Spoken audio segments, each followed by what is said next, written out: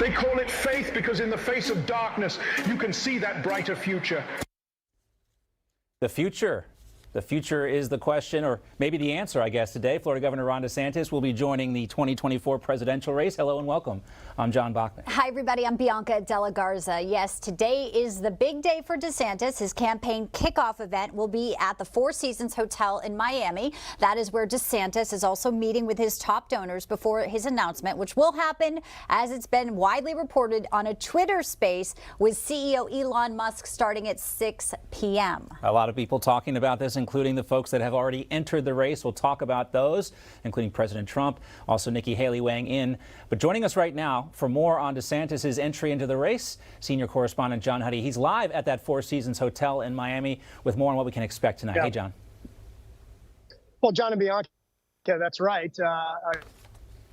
Governor DeSantis is expected to be here meeting with donors. We're hearing that the event starts at 4 o'clock. And what we're also hearing is that the governor will be meeting with donors, possibly making a pre-announcement there before then joining Elon Musk as part during that Twitter Spaces discussion, which, as you mentioned, is scheduled to begin at 6 o'clock tonight. Now, we've been anticipating this announcement for some time. You know, Governor DeSantis has said on this network, on Newsmax, that he wasn't going to make a decision until after the legislative session ended here in Florida. Well, that time has come. He pushed through the bills and the legislation that he wanted, signed it on his desk, and now we're at that point. We're expecting that announcement during the Twitter Spaces event tonight. And the governor's wife, Casey DeSantis, and by the way, John and Bianca, there's been subtle hints that this was coming. You know, the governor has been on the road. He's hit up some of these battleground states several times. So, you know, basically there's been some reading the tea leaves. You know, there's been a tease to getting to this point. And the governor's wife, Casey DeSantis, the first lady here in Florida, released this campaign video last night showing a very presidential seeming Governor DeSantis with the American flag in the background taking the stage at an event. Well, as you can imagine, former President Trump is also taking aim once again at Governor DeSantis, as he has been over the last couple months. He posted this on Truth social media saying, you know, he got 1.2 million more votes in Florida than, and he gave the new moniker DeSantis. He's calling him Ron DeSantis. He's calling him Meatball Ron.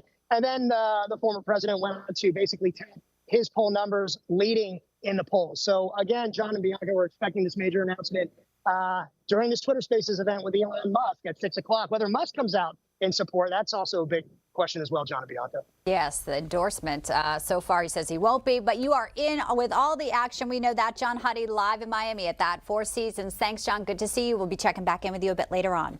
Thank you, John. All right, let's welcome in now former Arkansas governor and two-time presidential candidate, Governor Mike Huckabee. Governor, great to see you.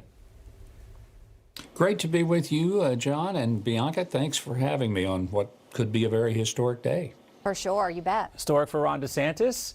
History sometimes is unfriendly to those who enter the presidential race, but Governor DeSantis has been on tour touting his record, and we caught up with him earlier this month, and this is what he told us about why he thinks, and no, he couldn't talk about it officially at the time, why he thinks he can be president. Take a listen. We've had a lot of success. I mean, I think that we've created this, you know, when you do this stuff with politics, you got to have those grassroots people that'll send, and we've been able to build up a great army. And then the fact, like Florida, we've gained so much wealth that people came in my reelection and they're like, you know what, I want to do whatever I can to help you because I don't want to have to move again. Also, you know, the New York Times is talking about the fact that Ron DeSantis and his allies have a $200 million plan for beating Trump. But, Governor, you know this. You've run for president. You can have a lot of money. I think about Jeb Bush. He had a lot of money going into 2016. It wasn't enough. What do you think right now is the main reason why Ron DeSantis wants to run for president? Well, he's had a good run as Florida governor. I understand that. I think one of the challenges that he's going to have is answering a very obvious question. If you wanted to be president, how come you ran for governor just last year and you asked for a 4-year job? And then you barely had gotten into it before you were already looking for another 4-year job. So that's a challenge. And I think that sometimes it doesn't matter who's running for an office, you need to answer the question, do you not like the one you have? And why did you ask folks to give it to you if you didn't plan to keep it? And I do think that's a legitimate question to ask of people. You know, it happens. People say, look, I wanted to run for Senate or governor or Congress, whatever it may be. And then as soon as I got elected, I started looking at something else.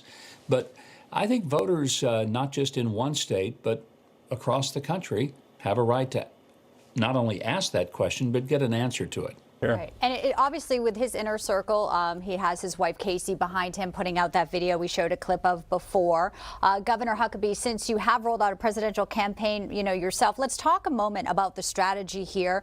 We also saw that black alligator, sort of a rebrand for DeSantis' website here. And the whole Elon effect, choosing to do this in this manner. How do you think that will play as a strategy? I think in this day of social media, it could be very effective because traditional ways of running for office have certainly been blown up by the presence of social media, the immediacy of it. I think most candidates will still try to do some event and build around it because you'll have that momentum, you'll have the excitement and the energy of a crowd. But this is, I would say, somewhat of a risky strategy on the part of Ron DeSantis, but not really. He'll have an enormous number of eyeballs watching to see not just what he says, but the medium in which he is saying it. So it could be the forerunner of things to come. But I will say this, running for president is really not running in 50 states. It's like running for governor in about 5 or 6 states to begin with. Iowa, New Hampshire, South Carolina, Nevada, Florida. And frankly, if you don't win those early states, I don't care how well you're doing in California or Texas or Missouri, you're not going to be president. You have to win the early primaries. Right. And that's really what people forget when they say, oh, this person is really going to have a terrific campaign. Well, let's see. It all depends on how well one does in the early states. So very true. And it's so early in the process, but not really, late in the process if you think about it, even though it's not even 2024 yet. One of the things, if you talk to Ron DeSantis' surrogates, they will always bring this up in conversation that, maybe obviously the poll numbers aren't leaning in his favor right now, but there are real factors affecting Donald Trump's candidacy potentially, the legal troubles being one of them. Now, today, President Trump had just appeared at a hearing remotely for Alvin Bragg's criminal case in New York. He says, quote, "I believe my First Amendment rights, freedom of speech have been violated." They're trying to not allow him to talk about these cases publicly. His attorneys also wrote to Attorney General Merrick Garland in response to Special Counsel Jack Smith's probe into Mar-a-Lago, and they said, unlike President Biden and his son Hunter, the Biden family, President Trump is being treated unfairly. How much of a risk are these legal cases for the Trump candidacy? I think they strengthen Donald Trump as a candidate. I think they strengthen his support from his very strong and, frankly, unflinching base. People look at this and they see what's happening. Donald Trump is not being targeted because they really honestly think there's something criminal to investigate. They're scared to death he's going to win, just like he did in 2016. And they did everything they could to illegally and unjustly tie him to Russia. They haunted him not just before the election with a bunch of absolute nonsense and used the power of the federal government to do it, but then they spent the next 4 years doing everything they can, again, illegally, trying to stage what was nothing less than a coup d'etat against an elected president. People are sick of that.